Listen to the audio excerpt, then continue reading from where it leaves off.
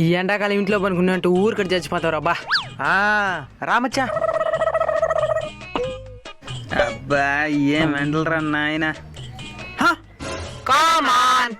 బా ఈ ఎదవులంతా ఇక్కడనే ఉన్నారా? చి, ఈ ఎండలో ఇంట్లో పనుకున్నట్టు వృద్ధాగా చచ్చిపోతావో.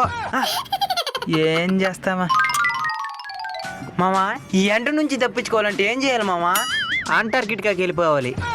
అక్కడ కాకలు బతకలేవు కదా. నిజమే, అక్కడ కుక్కలు కూడా బతకలేవు.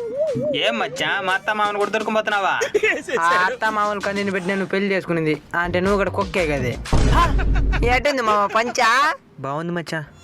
ఈ ఎండాకాలం ఎండకి బాధపడాలో లేకపోతే ఈ విధంగా సంతోషంగా మాట్లాడుకునే అవకాశం దొరికినందుకు ఆనందపడాలో తెలియదు మచ్చా. ఈ విధంగా మా చిన్నప్పుడు పడుకుంటా ఉన్నాం అందరితో కలిసి మిద్ది మీద. ఇప్పుడు అన్నీ ఏసీలే కదా, మనకి ఏసీ పెట్టుకునేంత స్తోమత లేదు, ఆ కరెంటు బిల్లులు కట్టేంత ధైర్యమూ లేదు.